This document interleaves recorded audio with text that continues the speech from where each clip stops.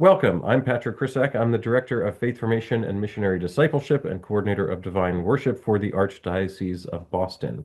This is the last in our second year of a series of Zoom sessions on youth ministry topics. If you look for Evangelize Boston on YouTube and look at the playlists, there is a youth ministry playlist with all the previous videos. And if you're watching this on YouTube or want to come back to it later, you will find a recording of this there.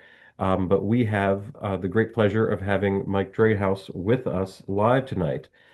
Mike used to be on our team at the Archdiocese after some time in faith formation and youth ministry in parishes. He was with us for a number of years and left to go get a MS in clinical mental health counseling from Divine Mercy University, in addition to his MA in Theology and Christian Ministry from Franciscan in Steubenville and his Sociology BA from UMass Lowell. He is here in the Boston area and has experience working inpatient, outpatient, and at-home settings and offers sessions in person and via telehealth. So we thought, given his experience in parish ministry on our archdiocesan team and doing all sorts of things in that role, and now in his counseling practice, that he would be a great person to close out our series, speaking about your health as a minister. So welcome to the folks who are with us tonight. Mike said he wants to have a little bit of a conversation with you, so there will probably be times to unmute for that conversation, but I will let him let us guide us through that. And if you have questions, both the Q&A and the chat are here, and we can look at that. And if Mike wants to ask you to unmute, he can do that as well. So with that, I will turn things over to him. He'll lead us in prayer and take it from there. All right, great. Thank you so much, Patrick. It's good to see everybody. It's good to be here with you all. Um, as Patrick said, I spent a lot of time in ministry myself, worked at a parish first up in Maine after grad school, and found my way back down towards the Boston area. I grew up in Worcester originally, so this is kind of like home for me. So I found my way back there doing youth and young adult ministry at the Archdiocese, and then that spread out to broader parish ministry that I was doing as an evangelization consultant before I went back to school. So I've been working in the mental health field now for 3 years after going back to school for that, and it's been incredibly rewarding. There's so much crossover and good things that I want to share with you that I'm excited to kind of bring back and share with you. I thought tonight, as we talk about your health as a minister and mental health as it relates to discipling young people, I'm probably not going to say a whole ton of stuff that's new to you. You've probably heard a lot of the things, but it's really good to be reminded of. They tend to be things that we in our fallen state forget for whatever reason. It's hard to remember important things for us, unfortunately. So I'm hoping to serve you in as much as I can remind you of these important things to think about, to consider, to care about, and maybe direct some intentional attention towards. Afterwards tonight. I'm also hoping to have some good conversation with each other. One of my favorite things when I was doing ministry more full-time or professionally was to learn from other people who are in the field doing the work. I think some of the best, most helpful information that I got and formation that I got was from other people doing the same work. So I'm hoping to give you a bit of an opportunity to do that for each other as well tonight as we talk about some of the best practices for maintaining and protecting your health as a minister tonight. So I thought we'd start with an activity that I like to use here and there. I picked this up from a Catholic story group that I was a part of. And it's a way to kind of direct your attention gradually inward to check in with yourself to see how you're doing right now. What's going on for you in the moment? How is everyone coming into this meeting? It's 7 o'clock on a Thursday night in the middle of a week. It happens to be a holy day of obligation, so that might have added a little bit of extra work to all of your lives, at least to get to Mass, if not to coordinate some other efforts. So I thought it'd be good to just start by pausing, disconnecting a little bit from the busyness of the day, whatever you're walking into this meeting afterwards, and to kind of direct our attention inwards and then come back out gradually to the gathering of each other together. So you'll see some numbers across the bottom of your screen there. It's like 75, 25, 50, 50, and 100. And I'm going to do this little exercise that uses our embodiment. So using our hands to kind of imagine if your palms are your attention, and if your attention was 100% focused outwards, like 100, 0, your hands would be like this. If you turned it a little bit so that you're 75% outward focus, but 25% starting to focus in, it would look like that.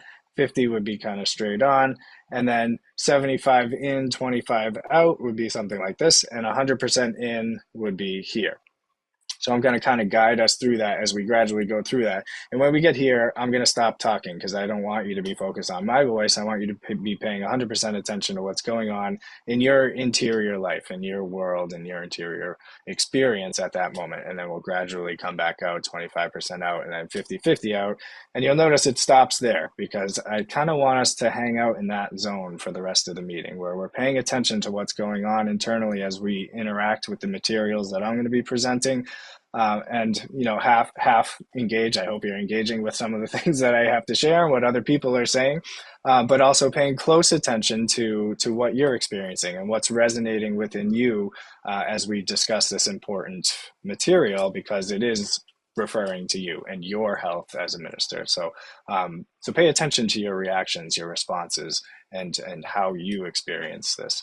Um, so why don't we start? If you feel free, if you feel comfortable, put up your hands. We're kind of at 100 out here as you're listening to me, and I'll invite you to just shift to 75, 25, and you start to notice maybe just some sensory things. What are you feeling? Look around the room, see what you're noticing. What are you seeing? What are you hearing? And then also just pay attention to maybe what you're feeling physically. What's the chair you're sitting in feel like? What does the ground feel like? What's the temperature like? And I will go 50-50 and pay a little bit more attention to that and see what stands out to you right now about your experience, your internal experience.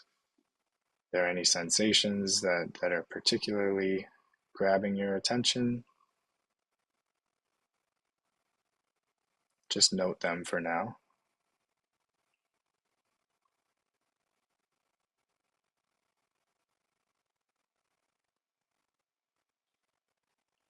And we'll move to 75% in, just 25% out. You can still listen to my voice. I'd invite you to maybe close your eyes at this point to help you focus inward. Try to notice your breathing. Don't try to change it, just try to notice it. Notice your heart rate.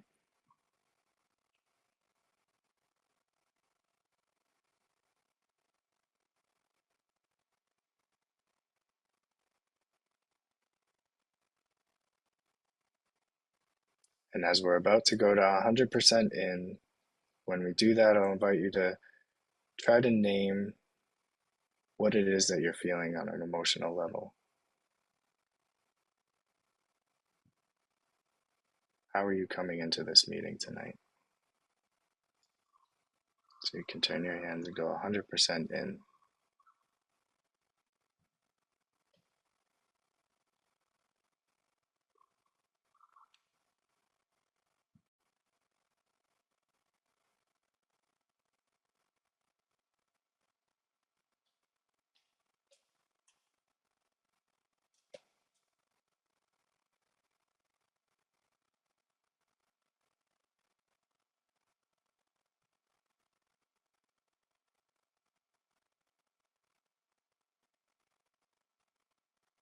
I'll call you back to just 25% back out. You can keep your eyes closed. Stay with that feeling. Stay with any sensations that you're noticing that are standing out to you.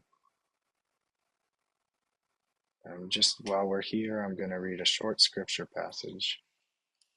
It comes from the Gospel of Matthew. Jesus said, "Come to me, all you who labor and are burdened, and I will give you rest. Take my yoke upon you and learn from me, for I am meek and humble of heart, and you will find rest for yourselves. My yoke is easy and my burden is light.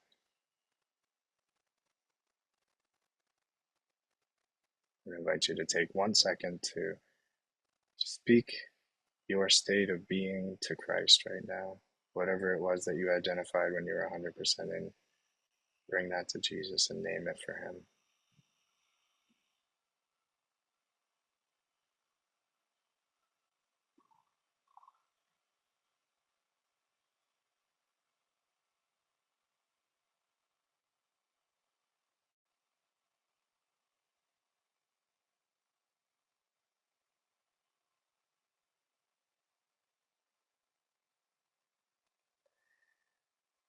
When we're ready, you can open your eyes and move to 50-50.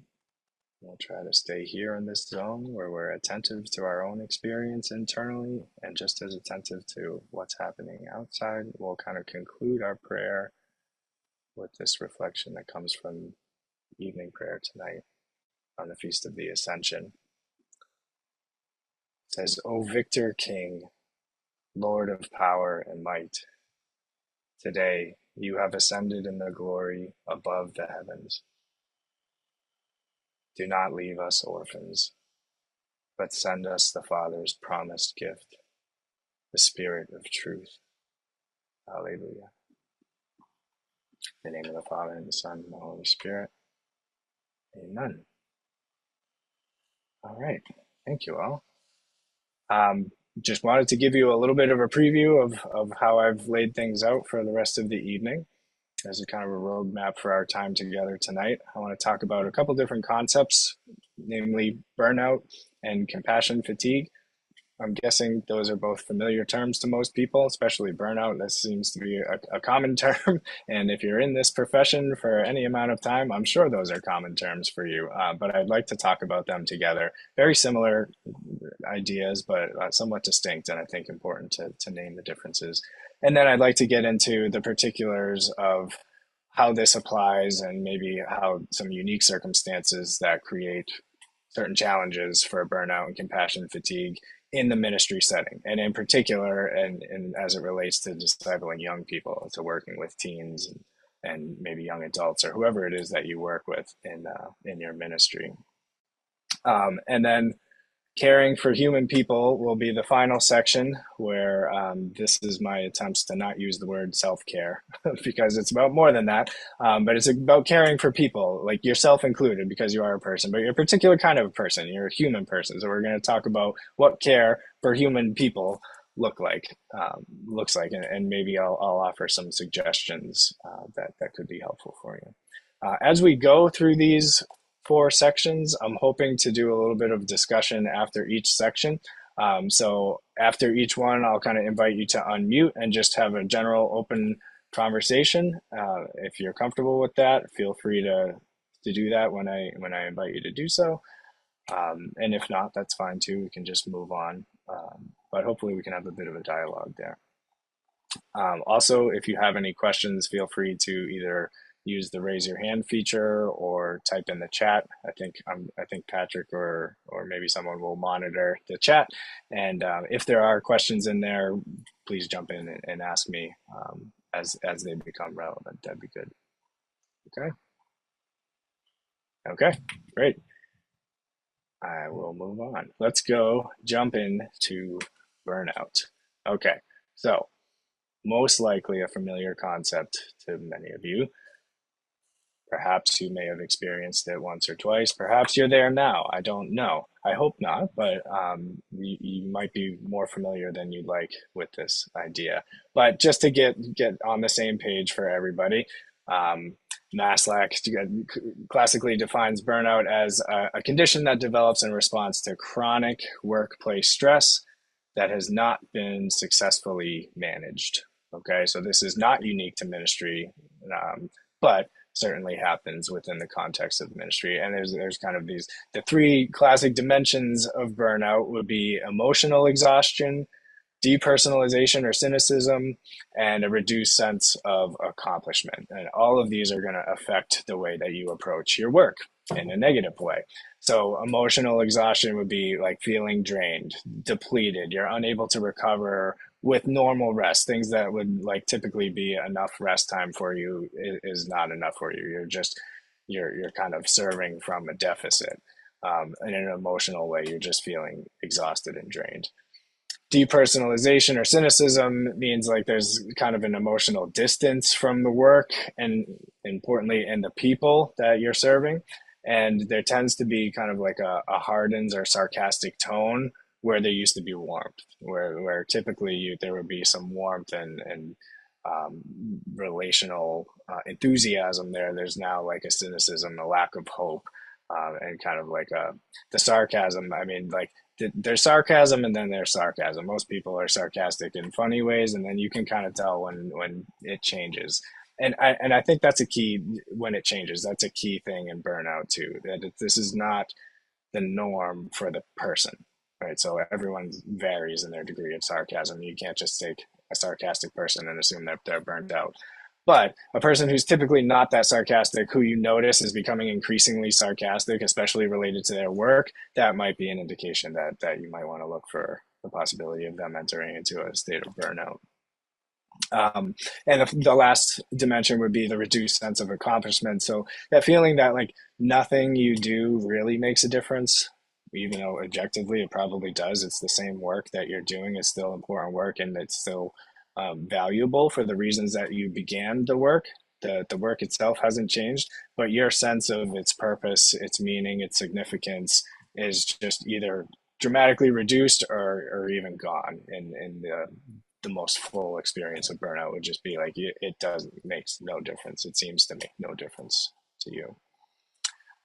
So curious here, like this is kind of like a very abstract, general explanation of burnout, but this is a particular experience, and I'm wondering if there's people that would like to share either your experience or things that you've seen in your own work, things you've heard about from other people. What does this actually look like if we were to flesh it out and paint it out? You can feel free to unmute yourself and talk if you'd like. I think I've noticed not only in myself, but sometimes in others that um, sometimes a normally patient person becomes very impatient, Mm-hmm. maybe a little, snippy in Okay. conversation. Okay. That's definitely me for sure.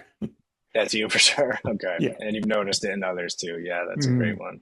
Snippy in conversations. Yeah. There's Contrasted with or usually being more patient. Yeah. Great. there's somebody I worked with once and who was just a really sweet and kind and generous person, just like had a huge heart. And then at some point just seemed checked out and just really deeply cynical. And I just thought, what happened? And Mm, it's that struck me looking at this was like, oh, I work a lot and get tired and can be cynical and not always feel like I'm accomplishing something, but like that, it like ebbs and flows. I don't live mm, in that state. mm, Um, mm, but to have encountered someone who's like, this is just sarcastic and cynical and to the nth degree, like mm, who, and somebody who wasn't like that, like, what happened mm, to this person? So that struck me. It's like, I have perhaps unhelpful tendencies in these directions, but I don't like mm, live there. And just to have mm, encountered someone who seemed to be in that state was just really remarkable. So anyway, that's what mm. came along. Yeah, yeah, it definitely made an impression on you. Yeah. Yeah. I love that distinction of like, yeah, there's ebbs and flows of cynicism and and enthusiasm for your work, but that's different from living in that state. That's a great way to phrase that. Yeah. And it can be striking when you see someone else who is really living in that state. Sometimes that it can be easier to see in other people than ourselves. We'll talk about that a little bit later on, like how we kind of can enter into denial about being in burnout or not. But it's part of caring for each other too, is to look out for these symptoms in other people. Yeah. Anything else? Anyone else want to share what burnout has looked like for you or what you imagine it to be, what you've seen it? Yeah, go ahead, Linda. Um, the reduced sense of accomplishment. I've Hmm. tried to get into the habit of saying to people, thank you for what you do. And Uh, I am amazed because I think most people go through their day, they work very hard doing whatever it is, even if it's people who serve me at Dunkin' Donuts or something like that. mhm, And it's not the same as saying thank you. mm, Thank you for what you do, because I think most people have a sense of invisibility. They do what they do and go home. mm, And I think for, the reduced sense of accomplishment, I'd almost put the word is a sense of invisibility about people's lives. mm. Yeah. Yeah, I could definitely see that if you feel like what you're doing doesn't matter. Like that's a short step away from I don't matter, and being invisible. That's beautiful. Thank you for sharing that, Linda. Well, let's move on to the next concept, very closely related, but somewhat distinct. Oops. That would be this one, compassion fatigue. So again, I'll do a similar thing where I'll lay out a generic definition and describe it, and then we'll talk about what this has actually looked like. So similar, this is going to look similar to burnout, but the difference would be so like Figley would be the standard definition here. The cost of caring. That's a common phrase that you'll hear related to this idea of compassion fatigue. That it's the cost of caring. Someone that cares a lot on a regular basis is susceptible to becoming fatigued with that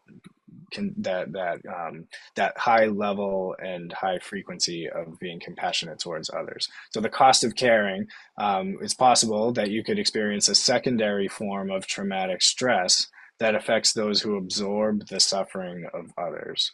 So this is people who are taking on the hardships, the sufferings, possibly the traumas of other people, um, and expose themselves to the possibility of becoming somewhat traumatized or at least negatively affected themselves as a result of taking on that um, stress and that suffering. So, who studies have shown that the most common professions who experience compassion fatigue would be those in pastoral care, as well as hospital ministry, bereavement ministry, counseling roles.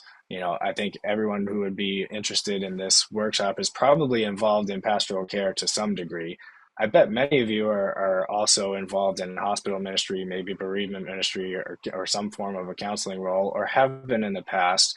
I'm guessing this is something that you have some exposure to. And again, it looks similar to burnout, but somewhat distinct. So we'll go through these five different areas, the different ways that this impact of compassion fatigue can show itself.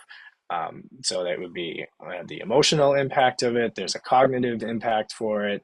The behavioral impact, so like your actions and your behaviors. There's even physical impacts of it, and also relational. And again, there's a lot of overlap with the burnout stuff here. But in the emotional level, you can usually notice some kind of increased fear or loss of trust, a certain irritability or melancholy or mood swings.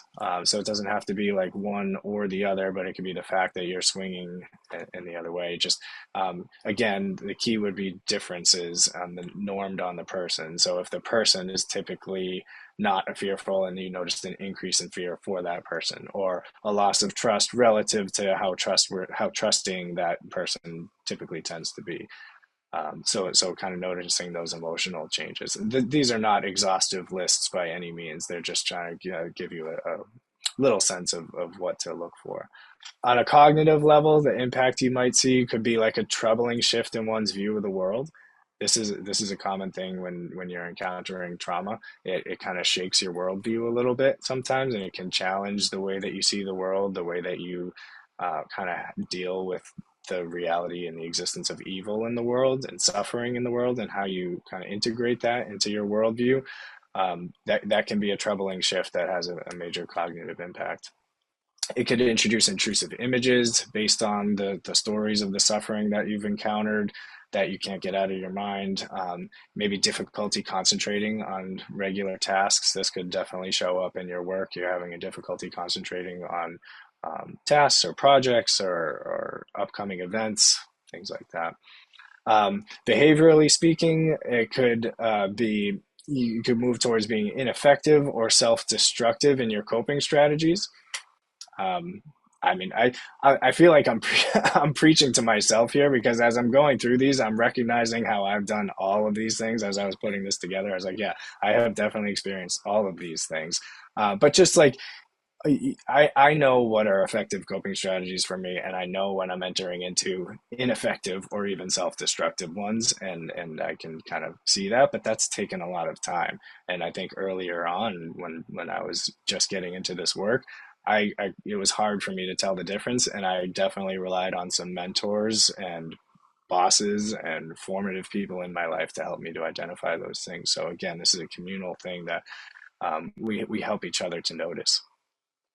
So ways this can manifest physically: exhaustion, right? That's kind of like the most direct expression, physical expression of compassion fatigue would be a physical exhaustion, but also headaches. People report sleep disruption, GI problems, or just getting generally sick more frequently. It has a negative, demonstrably negative effect on your physical health.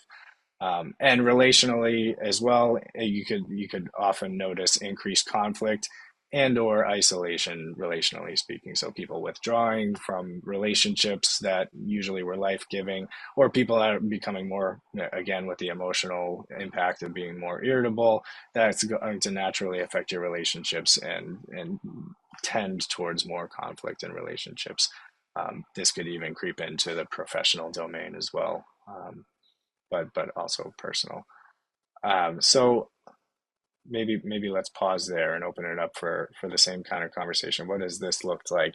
Does this seem distinct from burnout, or what stands out to you here as unique, or how have you seen this play out in real life, either to yourself or to other people that you've interacted with in your work?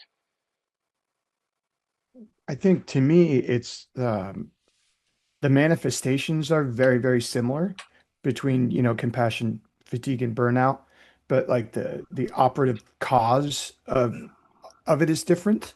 Mm, Um, and I think I've definitely seen both in the workplace, both in ministry and not in ministry. mm, Um, One that really comes to mind in compassion fatigue is I'm blessed to have many close friends who are priests. And I noticed that after, a certain amount of time, as they progress through their career, sometimes through no fault of their own, they become fatigued from compassion because yeah. they're, getting woken up in the middle of the night for anointing of the sick, or they had 8 funerals in a week or something like that. Mm, mm, And certainly the same can be true for lay staff as well. But that's kind of what popped into my mind mm, um, in thinking about it. And I know for me, the first part of my career was in auto insurance claims. So my job was literally to talk to people on some of their worst days, when they mm, get in a car accident, sometimes when they're injured. And I know after a couple of years, many of these symptomologies came to the fore because it was just mm. all day, every day. I got in an accident, I got hurt, my car's totaled, that type of thing. So not in ministry, but it feels very, I can commiserate with this for sure. Yeah, yeah. Mm, The thing that came to my mind is I'm definitely thinking about different people I've worked with in ministry and myself, and have I experienced this or have I seen this? And I'm not sure, curiously enough, but the one thing that I think anybody can relate to, if they're in ministry or not, is a family member or a relative caring for another family member or relative. And I would say in contemplating some people who've really been through difficult periods of life doing that, some people I can think of, and I'm incredibly surprised that I kind of didn't see this in them, given how much of themselves they were pouring into somebody else. mm, And then there are other examples where I can say, oh yeah, they were definitely they were just pouring so much of themselves into caring for a loved one that you could see the impact on mm, in all of these ways in their own life. mm. Yeah. That's a great example of caring for a family member. That's definitely one that would bring out this pattern, compassion fatigue. It is an interesting, Jared. I was thinking about, as you said, the presentation and the manifestation is very similar between compassion fatigue and burnout, but the operant cause underneath it is maybe what's distinct. And maybe it would be an interesting question for us to think out loud about is how do you tell the difference? Like if you notice these changes in people, if you notice it in yourself or in other people, what would be some ways, I don't, this is not like the next slide is a genuine question. Like what would be some ways that we could get towards what is the underlying operant cause here? Is this just kind of a more generic difficulty managing stress related to work, or is this a more specific, like possible secondary form of traumatic stress that we're experiencing? I don't know. What comes to mind to people as we think about that? How would you tell the difference? Some Sometimes it might be obvious, like like what Patrick said. If you notice these things and then you just kind of all put it together, oh yeah, they're caring for a very sickly family member. Maybe you put it together in your mind, but yeah, I don't know. Sorry, I think I cut you off, Patrick. No, that's okay. I think of with the compassion fatigue, I think of it more as coming from, the people. I think of it coming more from the people you encounter, and with the burnout, I think of it more, and I don't know if I'm right or wrong, is coming from the stuff that comes your way or that you put on yourself. That I think of it more as Mm, um, I don't know, more, I don't know, projects or programmatic or systematic or situational with the burnout and more people mm. oriented with the compassion fatigue part. I don't know if that makes sense, but I think there's a so. Yeah. distinction in my head there Okay. between just Yeah. like could be people, it could be coworkers, could be stuff Okay. that's piling up Yeah. on your desk Mm, versus it's very much the people in front of you and just mm. being empathetic with them in their struggles, like Jared talked about, and just Yeah. being like that to me is a much more specific and different, even if the effects might be similar, cause Yeah. of the Yeah. situation. Mm. I think that makes a lot of sense to me. Like, well, if you think of burnout as kind of like you could reach burnout through any number of tasks that pile up and start to burn you out versus compassion fatigue as a more specific experience of there's got to be people to empathize with, and those people and their contents of their stories are going to be the cause of the fatigue. So yeah, like I could almost imagine someone who's, sometimes it's both, but like imagine someone who's not really burnt out. It's not the fact that they have too many tasks piled up or they're managing work stress generally, but they just encounter one person with a really difficult story that shakes them, or one Mhm. specific person they're working with that really is burdensome to them on an emotional level, and they start to exhibit these symptoms, and you're like, well, that doesn't make sense. They manage, they're on top of all their projects, they seem to get along with their boss, right? But they're still exhibiting these symptoms. Yeah, that maybe that's a good clue that this is more of a compassion fatigue thing than a burnout situation. That's good. Mike, when I think about a good friend of mine who's a nurse, I guess, Mm, now that you've introduced me to do these two concepts, as I look back at her being a nurse for 20 years, I was her roommate when she started nursing. And when mm, she experienced the first death of a patient and she was just sitting on the wow. couch silent for hours, really Mm, like emotionally burdened by it, I think that was more this compassion fatigue. And then fast forward 20 years of being like kind of those really fast-paced floor nurses, that's when the burnout happened, which was okay. distinct Okay. from the early experience of the compassion fatigue, which was kind of navigating how to handle the emotional burden of caring for these people, like, Mm, their mm, fate. Yeah. mm. Wow. Yeah, that's a great example. That paints a very vivid picture. Mm. Yeah, any healthcare workers are going to be incredibly susceptible to both of these too. Yeah, just one thought. I think compassion fatigue is more emotional than burnout, even though there is a connection between them. Okay. Um, um, but the other, I think, with compassion fatigue, sometimes I think you see it in people who don't practice appropriate self-care. Yeah. Uh-huh. It's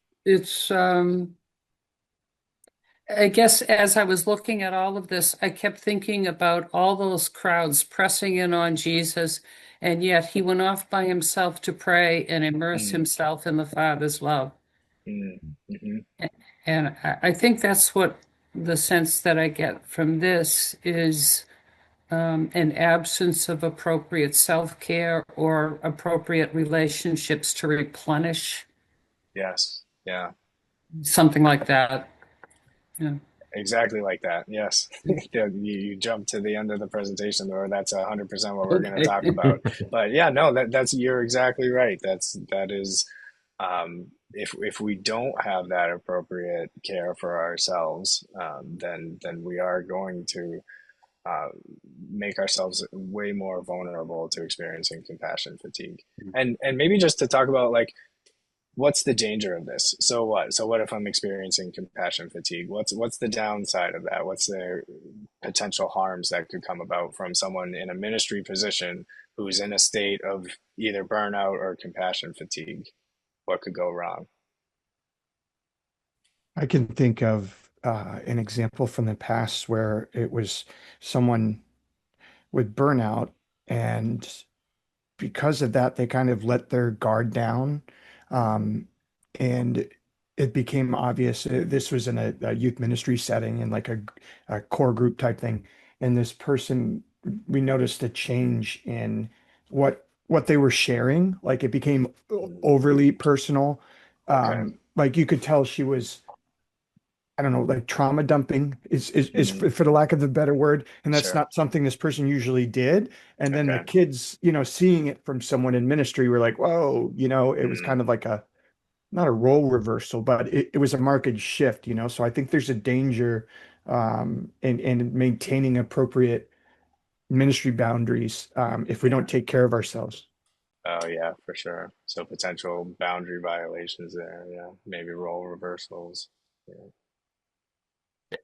Yeah, I think that absolutely, people doing and saying things that they might not necessarily mean, or not having the right filter, or that put themselves in a more damaging or dangerous situation regarding their work or the people they're serving, just because that filter, or that, level of self-care, or whatever it is not there, that it can be unintentionally sort of like creating this cycle of further damage to themselves or to those they're serving. Mm, mhm. I know one that comes to mind for me is just like there's a certain callousness that comes with this that would characterize either one. And this is speaking from personal experience. I know I've been in a place like that, and I'm sure that I've missed stuff that I could potentially have picked up on in the person that I was supposed to be ministering to at some event or in my own youth group or something, or whatever ministry I was serving, because I had kind of like callous my own senses towards the other people with some of that like cynicism. I probably missed stuff that was an invitation or an opportunity to be Christ to that person in that moment, and I just wasn't, because I was too hardened and wrapped up in my own stuff at that point, because Linda, like you said, I was not paying adequate attention to my own care for myself. Okay, move on. I put together a list of kind of practical, helpful questions. If you're wondering if you're possibly experiencing some level or some degree of burnout or compassion fatigue, or perhaps you want to take this list of questions and use it with a group of volunteers in your parish, other people that you work with. This can be a handy kind of informal. This is not like a formal assessment tool or anything, just a kind of a list of questions to get you thinking along these lines. Do I dread hearing about one more person's problem? Have I started avoiding certain people or tasks I used to find meaningful? Am I having trouble leaving other people's pain at the office, or does it follow me home? Does it negatively affect my personal relationships? Do I feel numb or disconnected during conversations that should or would usually move me?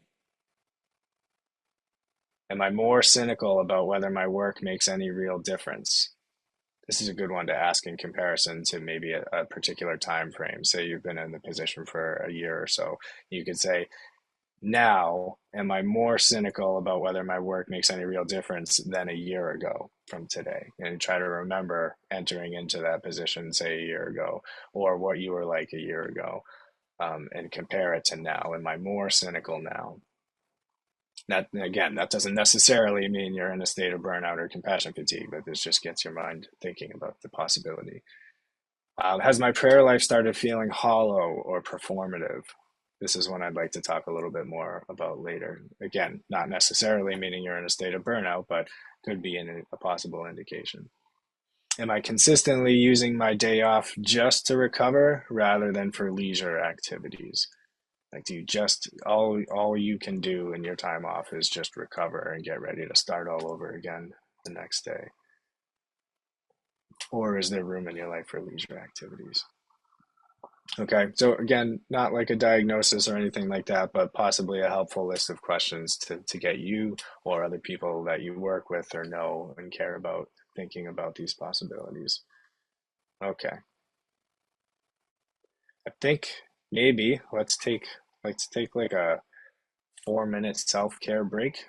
How about that? We'll just maybe take a little break before we get into the ministry setting. I want to kind of practice what I preach here and not plow through and go through the whole way. So stretch break, get a drink of water, use the restroom, maybe just take 2 minutes to silently pray. We won't give 4 minutes should be enough, and I'll call us back 4 minutes from now. Feel free to turn your camera off and we'll jump back in after that. Hopefully that was a nice little mini refresher for you as an example, Linda, of stepping back, getting away from the crowds for a minute to pray, be replenished, rejuvenated. Maybe you got a second, a little prayer there. Hopefully you did as a good little reminder of yourself to practice some care for yourself. The second half of the evening, I'd like to move into talking about the particulars of the ministry setting, what we have to look out for there, what are maybe some unique challenges that present themselves in relationship to burnout and compassion fatigue in the context of ministry, and then what we can do about it, how to care for ourselves accordingly and for the other people that we work with. Okay, so let's jump into the setting of ministry. I'd like to talk about some particular challenges in 2 buckets. One would be personal factors, the people who are working in ministry, and one would be structural factors, like the work itself, the nature of doing ministry, whether it's clergy or lay ministry. Most of you are involved in lay ministry, so we'll be talking mostly in that context. But some personal factors that are relevant here. People that tend to enter into ministry work tend to be high in empathy and conscientiousness.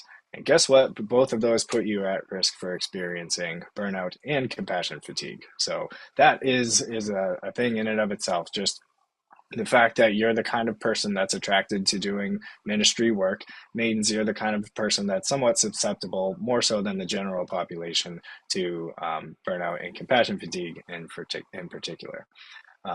One of the ways this tends to express itself is through what researchers will call identity fusion.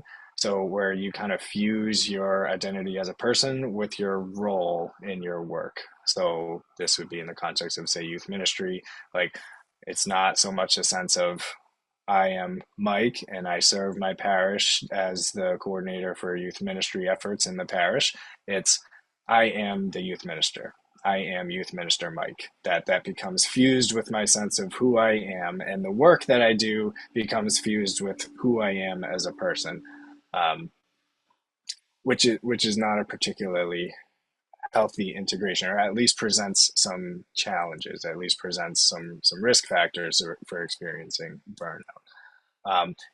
Availability is one classic example of this. If you feel like you always have to be available and on, so to speak, and your phone's always on, people know how to reach you, there's people texting you all the time, you feel like you always have to respond to any email no matter where you are, what time of day it is, whether you're on vacation, whether it's your day off, this is a great sign, and unfortunately part of some cultures in some ministry settings that that can lead to a sense of that can lead to an experience of burnout.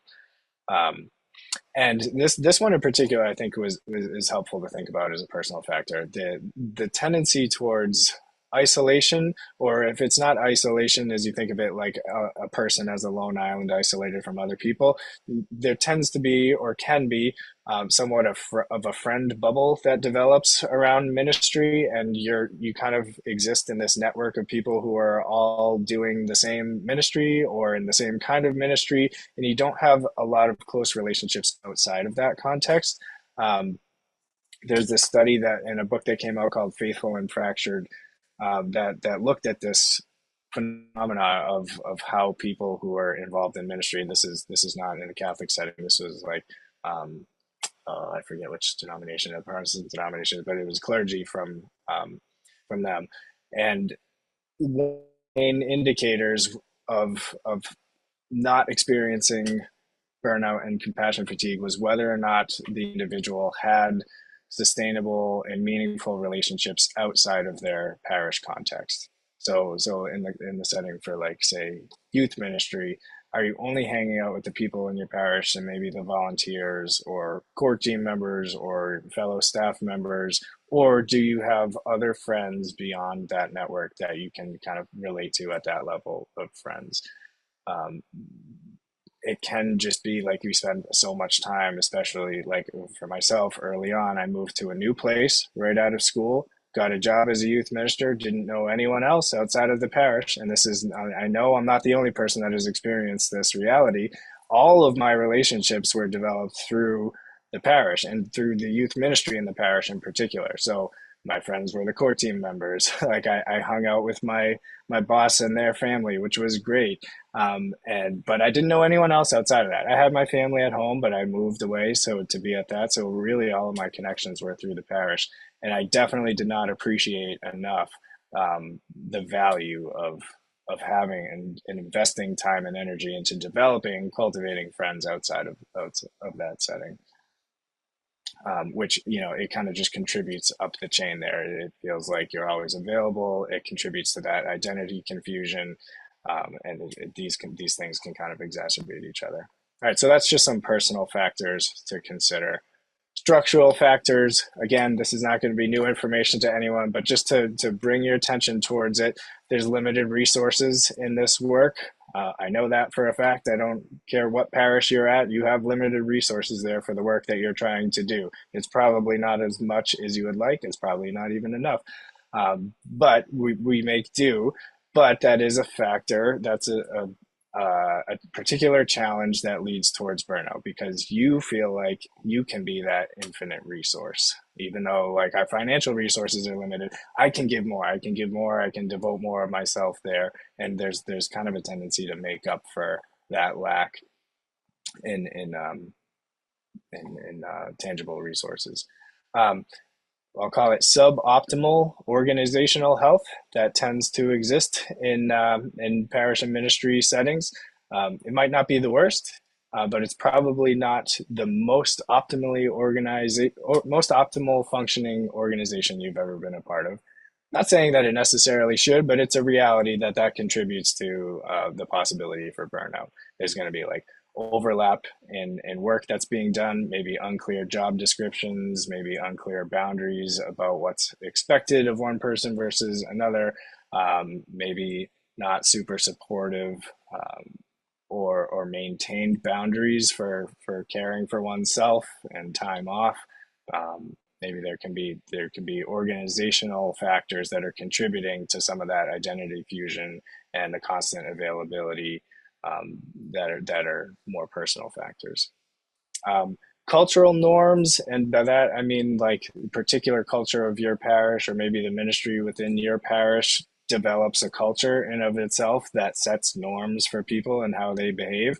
And I put spiritual bypass here. I don't know if that's a term that's familiar to everybody, but what I mean by that is kind of bypassing hardships and difficulties with some kind of spiritual platitude, like offer it up, or it's in God's hands, or it's all for the sake of the ministry.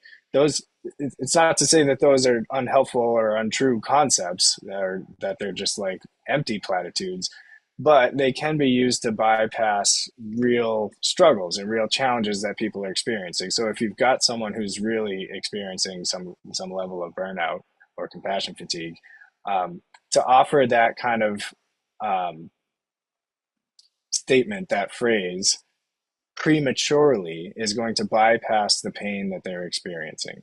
I think of it as like skipping over Holy Saturday. So like you're not taking the time to pause and appropriately appreciate the weight of the suffering that just took place. You're trying to jump right to Easter Sunday and the resurrection, or say, like, and it's invalidating. It's invalidating to people's experience and their struggles.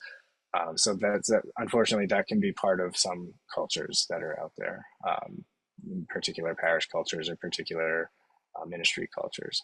So we want to be working to cultivate the opposite in our parish cultures. The pace and the weight of the work. The pace of the work tends to be fast. There tends to be a lot going on, lots of logistics, lots of, like, there's another event coming up. You probably got a lot of things on your plate. You probably got maybe other concerns, family, maybe another job. This is part-time, this is volunteer.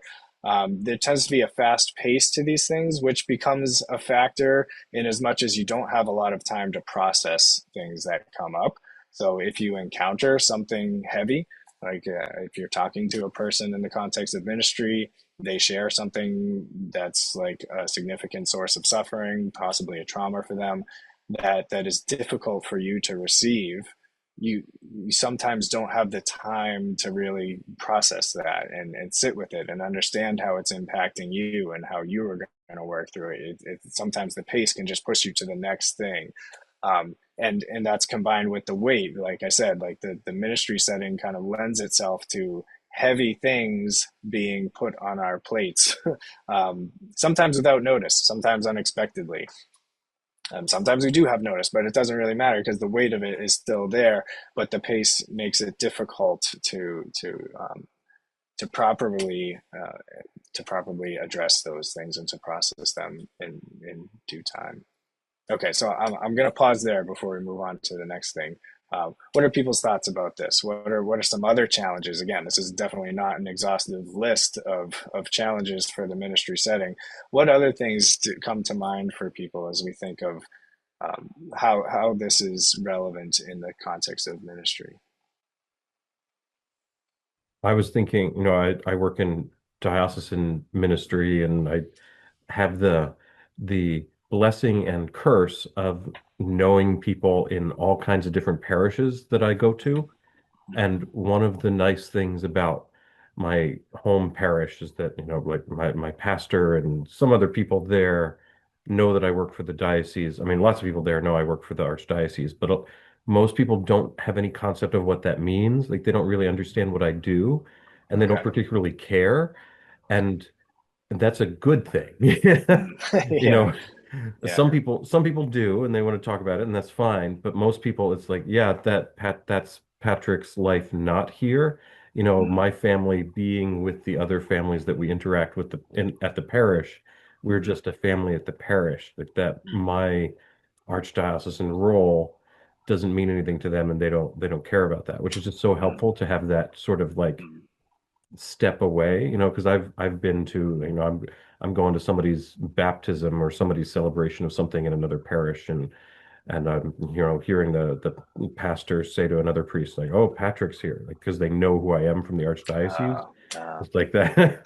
I'm just here because I live here and I know that person getting baptized or whatever it is. mhm, So it's nice to have that, because you were talking about being so invested in your whole life was the parish. yeah. And I know what you mean about that, but it's nice to have that little bit of distance. That was one of the things Mm. I thought about. And the other is that I'm so grateful that I started in ministry before smartphones. Oh, yeah. It was like I left, and my email and my phone were on my desk, and Hmm. I could check them away from the office, but it was kind of a hassle, and I was only Okay. going to, wasn't like that wasn't, I wasn't constantly connected. It's funny because contrast that to a job where I have a phone that work gave me. Um, um, but it was nice, and I contemplate that, and just that having that distance from the work. Like when I went away, I was away from it. And Yeah, yeah. hmm, And it would have taken significant effort for you to get connected to it as opposed to just it's in your pocket all the time. yeah. Yeah, yeah. Hmm. That's great what you're saying about the home parish too, and having some kind of like role boundaries there that don't exist everywhere you go, but at least that's a good Yeah. place and you experience it as a healthy cultural norm there. That's you're just a person too. Yeah. That's great. I had a thought. Oh, Oh, go sorry. ahead, Linda. I had an interesting experience with identity fusion. Okay. Back in 2022, I was in the hospital for 6 days with COVID, and all of a sudden, I couldn't do any of my normal teaching functions. And it's like, for the first time, I began to wonder, it's like, without Hmm. my normal teaching function, who am I? It was like Oh, all of a wow. sudden, yeah, it was like all of a sudden a real question because I love being a teacher, but it's my whole world. And I began to wonder, like, without that, who is this? Yeah, I can identify with that. Okay. Okay. Yeah. Hmm. And I wondered about people who are in formal religious communities about their friend bubble and identity fusion. Hmm. Is that, I can see where there may be a vulnerability there. I could certainly see that. Yeah. Yeah, I could certainly see yeah, that. Kind of a different setting than like when we're imagining like a typical parish lay ministry setting. But yeah, I could certainly see a vulnerability there that yeah. maybe would be addressed in different ways. But yeah. Yeah. I made a comment about how, now I have a job and have for a while now where I have a work phone in my pocket or around all the time. And they're definitely, I am not good at setting it aside someplace other than where I am. I do sometimes, but really much more rarely than I should. But I'm okay at looking at something and saying, "Oh, I'm not, I will look at this or respond to this or think about this. Not like I can't right now, and it's not Mm, helpful to me or the people I'm with currently, be it family or whatever, mm, or the people that are asking for something. I'm going to think about this another time. So I do mm, try to be intent. I see a lot of things right away, but for better or worse, maybe some people's frustration, I don't necessarily respond to all of the things right away. okay. Um, to Okay. try to like, I'm going to think about this and I'm going to look at it when I choose to, which is not in the middle of whatever else is happening in my life. Mm, mm. So like both structural and personal factors in play there. Like it sounds like the structural factors are that there's kind of an expectation that you have the freedom to do that, that you're not obliged to respond right away, that you have the freedom to kind of wait until another time that you deem more fitting. So I see that as like a healthy organizational and cultural expectation in a structural form. I'm curious about the personal factor there. Is it something that you have to like check yourself? Do you have a natural inclination to respond right away, and you have to kind of like maybe involve some self discipline to not do that for the sake of your overall well being, or do you incline the other way that like oh, I'll deal with it later and that I know I don't have to deal with it now? So I'm just curious because I know there's certain people that would fall on both ends of that spectrum.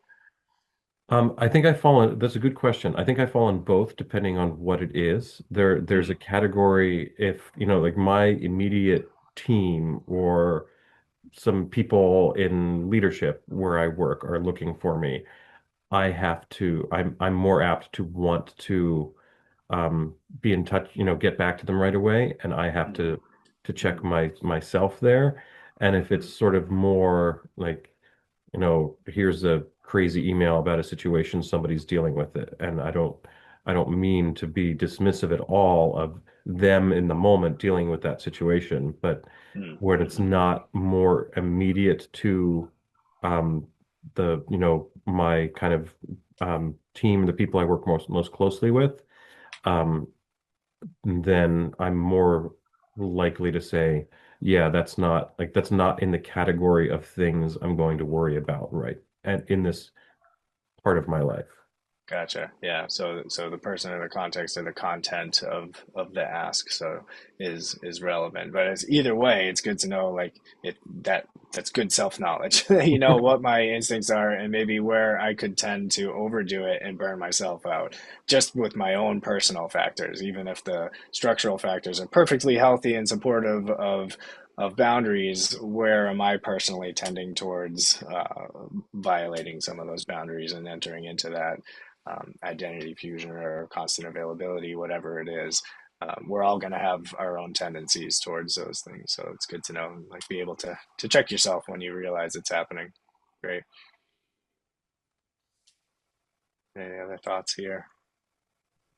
Well, I was just struck when Patrick was sharing how it's wonderful people respect his worship life in the parish setting. For those whose work happens where they worship, that can be really hard to kind of freely worship, be attentive to the voice of God because you're kind of being interrupted and it's where you work. So I found a lot of people in ministry have had that challenge too, Mike. But I love this list, but that's something else that stood out to me. Yeah, yeah. That's a great point, Rosemary. Thanks for bringing that up. I definitely had when I worked in parishes, I had a day off parish. Okay. It was like if I might be working here, but I'm going, if I'm going to mass for for me, not that I, if it was intentionally stepping away from work, there was another place I went, and there's a um I've kind of always had in working for the church places I regularly go for confession that are kind of like not in my regular work Mm-hmm. sphere. Mm-hmm. Because it's not, not that there's any sort of issue there, but it's just like I don't want to be reminded or thinking about work when I'm trying to be focused on something Sure. for my own personal spiritual thing. Yeah, Um, yeah, yeah. I from my experience, that's a pretty common thing that people do. That's yeah. so yeah, good. I'm going to move on to the next part because we're kind of moving on to here naturally, and that's caring for human people, recognizing that we are humans. We're the kind of creature that we are is a human person, and that nature requires a certain kind of care. So when we talk about self care, I think it's helpful to remember that we are humans caring for ourselves and other humans, which carries, I think, four interesting things for us to ponder here. One would be that we are finite and limited creatures. And this can be a helpful reminder to us if we're tending towards burnout, that we are not God. We're invited into a limited participation in his mission, right? That we are finite and limited creatures, and tending towards burnout could maybe blur the lines of thinking that all of the work is ours or the work is entirely up to us, as opposed to us being invited to participate in a mission that's begun before us. It's going to continue on after us and expands way beyond our scope. But we do have a scope, and it's an important thing that we are invited to. Okay, what else? We're body soul composites. So there is a direct relationship between mental and physical health. So some very practical things that can come into play here that can be amazing helps to protect against burnout and to remedy burnout if we're moving in that direction would be improving the bodily side of things. So diet, getting movement, regular movement, sleep, adequate sleep, sunlight, right?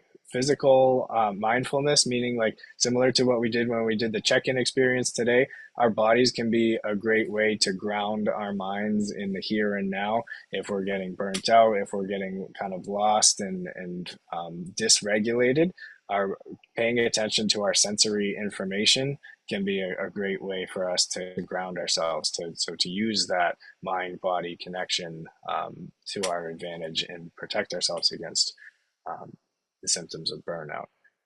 Okay, so what else? Human people are thinking, choosing, and feeling creatures.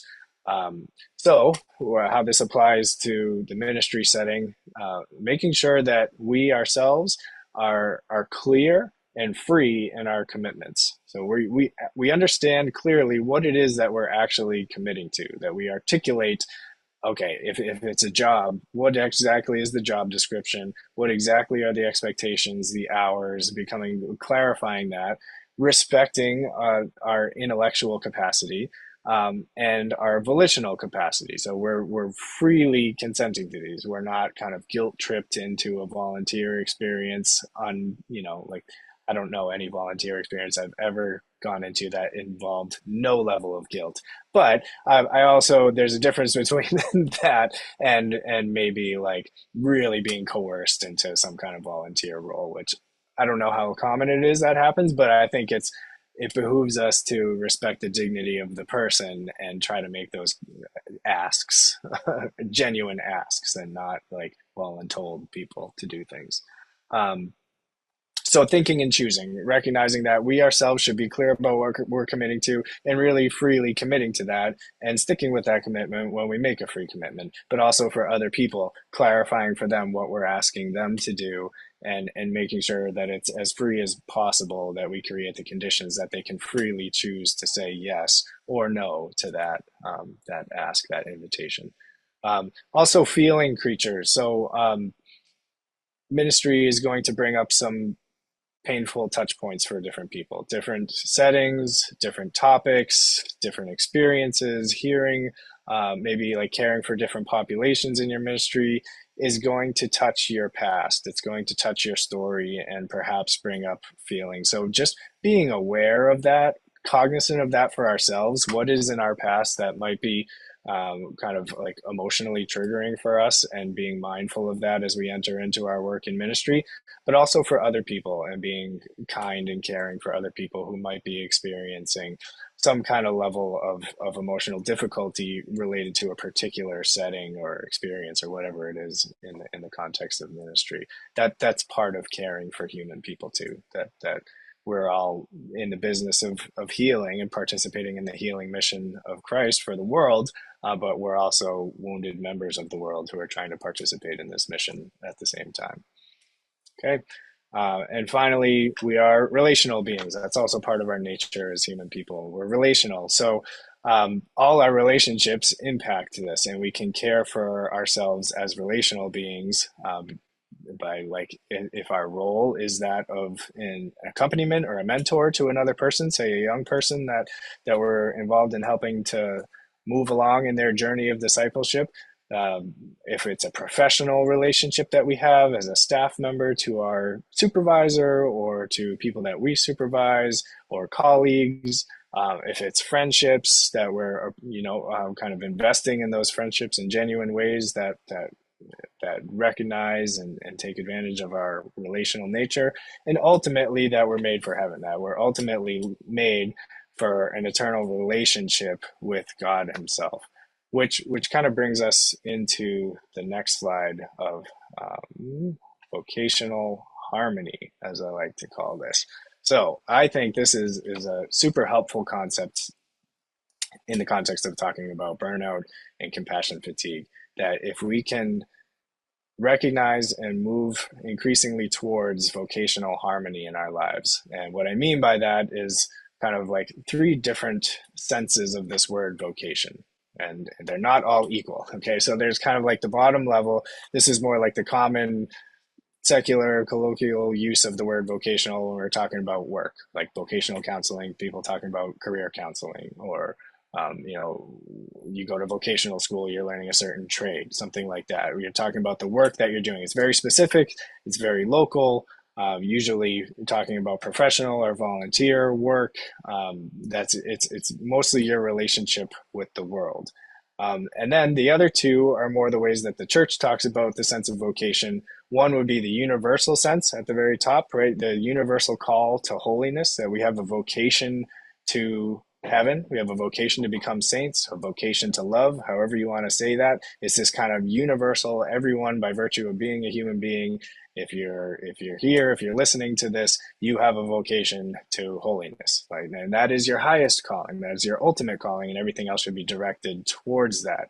In between there, the church talks about vocation in terms of the state of life. So when we think about like discerning your vocation, a vocation to the priesthood, a vocation to religious life, a vocation to marriage, whatever it is, your state in life is more particular, and it's usually talking about your relationship with family and community.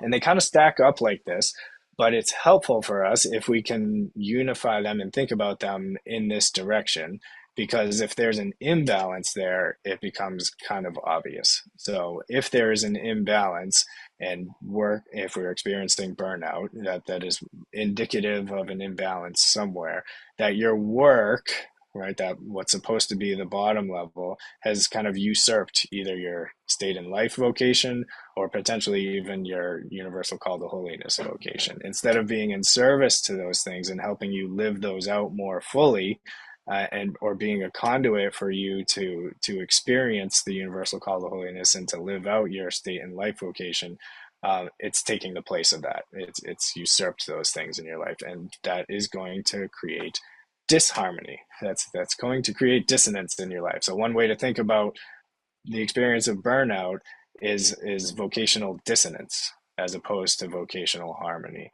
And maybe that's a good occasion for one, or for you to think about this in terms of another person, to take an honest look at this and say, like, am I placing work higher than my marriage or my state in life and my duties to my family right now?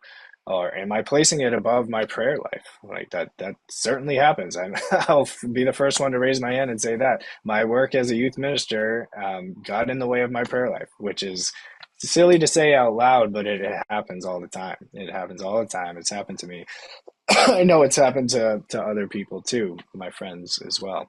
So it's just I think a concept that's helpful for us to think about vocational harmony versus vocational dissonance, and vocational dissonance is what's going to lead us down towards the road of burnout.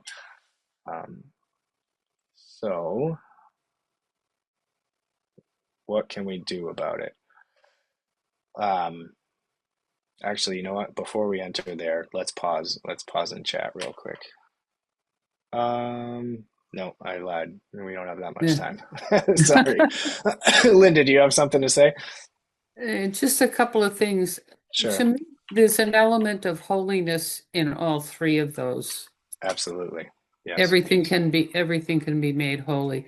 But the idea of conflict, I recently revisited two movies where the conflict between work and state in life came crystal clear. One was the movie Mr. Holland's Opus, about a teacher and his responsibility to his students versus his responsibility to his deaf son. It's a really good look. And the other, Cuba Gooding Jr. in the movie Radio, same conflict, dealing with a mentally handicapped student versus his responsibilities to his. You could see the tension, and you know the resolution that had to happen. But I'm firmly convinced that properly done, every work, every state in life, everything is holy or can be made holy. Can be made holy, yeah. Yes. I'm right with you. Yeah, and I think when they're properly aligned, they serve each other and they become everything. When properly aligned, right, your state in life is the means by which you live out the call to holiness, and your work is the means by which you live out your call to holiness. and vice versa. You gather up your work, the things, the people that you encounter, and you offer them up through your call to holiness and in worship, and they serve each other mutually when they're in the order. Father Michael Gately has a great image about the magnets, and when they're aligned, it's very powerful, and things can be held together and unified. But when one's thrown out, they kind of like work against each other and or oppose each other. So, like you said, the tension, yeah. Yeah, I heard a priest once say, ministry is what happens when my work is interrupted." Say that again. Ministry is what happens when my work is interrupted. I see. Like by a person. Yeah, someone comes in with an issue, he's going to drop what he's doing and minister. Yeah. But there is each one of those things can be made and should be. It's our call to make all of them holy and lined up properly. Yeah. Great. Okay. I do want to get to, this is my last slide, because I do want to talk about something that I think is helpful for promoting mental health more generally. So when we talk about caring for ourselves, caring for our mental health, it's not just like managing symptoms and making sure that we keep the burnout away. A great way to keep the burnout away is to run in the opposite direction and walk towards positive mental health. So there's this whole movement called positive psychology, kind of championed and grounded by the work of Martin Seligman and his book called Flourish. And he looked at what are the components of human flourishing. This is completely from a secular perspective, and he came up with these 5 components of flourishing on a human level. People that are living exceptional, happy, fulfilled lives, what do they have, right? And he came up with these 5 elements: so positive emotion, engagement, relationships, like healthy relationships, meaning, sense of meaning, and achievement. These are kind of the ingredients for a life of flourishing, according to Seligman and the positive psychology movement more generally. I think in particular, the M is worth taking a closer look at for us. If we want to do something proactively to promote our own mental health and the mental health of those around us, I see a unique opportunity in the M circle. It's close between relationships and meaning. I kind of go back and forth between those two, but relationships kind of depend on other people. We can't just decide to have very close friendships. That's not quite within our control. Some people would love to have deeper, more intimate and fulfilling relationships, and just for whatever reason have struggles entering into that. But meaning, I think, is something that we can take a closer look at and more intentionally promote. And that is a little bit more within our control, not in the sense that we create meaning out of nothing, but we can take a closer look at clarifying meaning in our life, and in particular, the meaning of our work, since we're talking about mental health in the context of ministry. How is meaning and our sense of meaning informing the work that we do? And when you get into studying meaning, you got to figure out, what do we mean by the word meaning? So the work of Michael Steger, they have broke that down into 3 distinct concepts within meaning. So things that are meaningful are in some sense coherent. There's a coherent element to them. Things that are meaningful tend to have some kind of purpose, and things that are meaningful tend to have some kind of significance. And so him and his colleagues developed this thing called the MLQ, the Meaning in Life Questionnaire. It's a great tool that's free and anyone can use it. I can send out a link if you're interested. He developed a couple other ones. One would be the 3DM, which would be the 3 dimensions of meaning. There's coherence, purpose, and significance. And the last one, which is I think most interesting for our purposes tonight, is the WHAMI, or the Work and Meaning Inventory. So this is a little short survey that you can take that is actually like a normed psychological tool that you can use, that has been used in many other studies, and you can see for yourself where you would fall on the work and meaning inventory, where you work on the scale. So basically, how meaningful do you find your work? Do you think is it coherent with the rest of your values and the way that you live your life? Is it coherent there? Is it purposeful? Do you think like there's some reason that you're doing this work, that you in particular are engaged in this work and why you are doing it. And is it significant? Is it going to make a difference? At the end of the day, does this work matter? So people that are higher in their sense of meaning for work and for life in general tend to have much more healthy psychological indicators of wellness.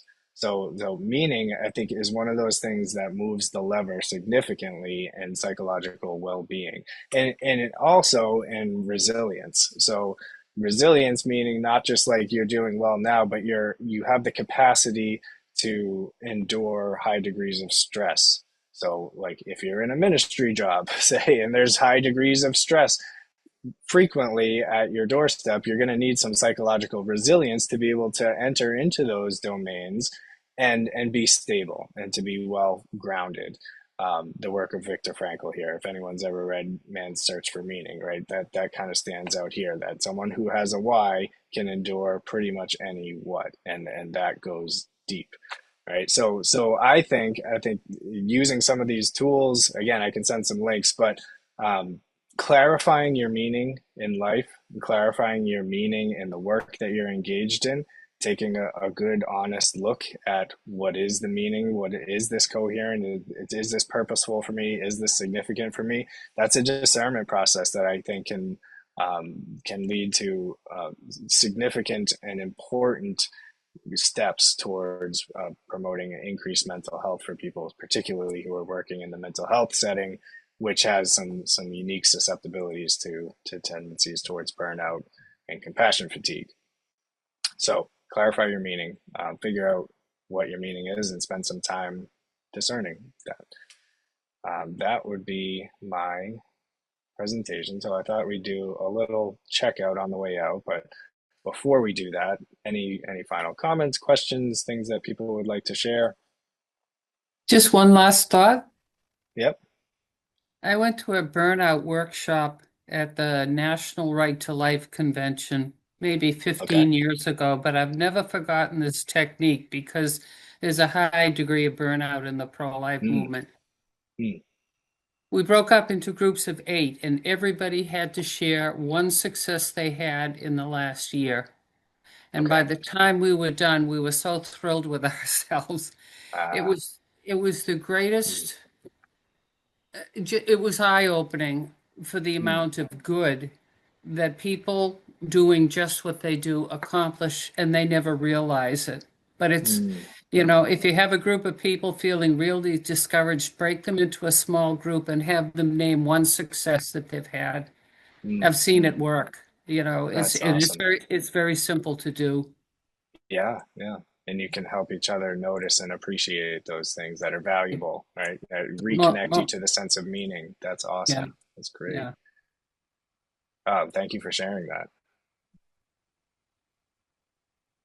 I just want to say thank you, Mike, for spending this time with us and taking this time. And we will absolutely be sharing this video with some folks who were not able to join us. And I think that I think it's very thoughtful and very, very helpful for folks in ministry, and we'll absolutely be recommending it to folks beyond those who joined us tonight. So thank you.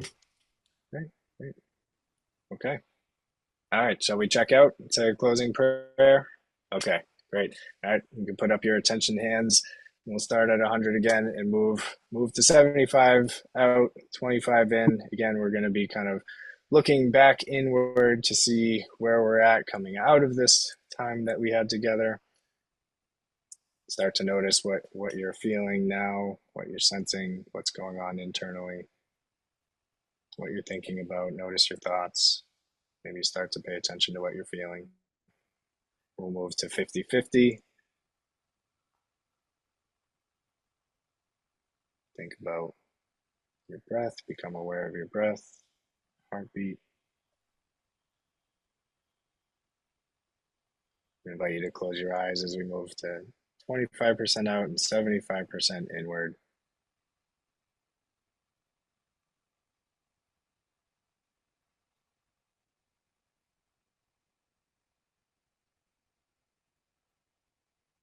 when we go to 100%, we'll try to, just like we did last time, name what our emotional experience is like at that time. And this time also try to become aware of the presence of Christ interiorly with us. So right now we'll move to 100%.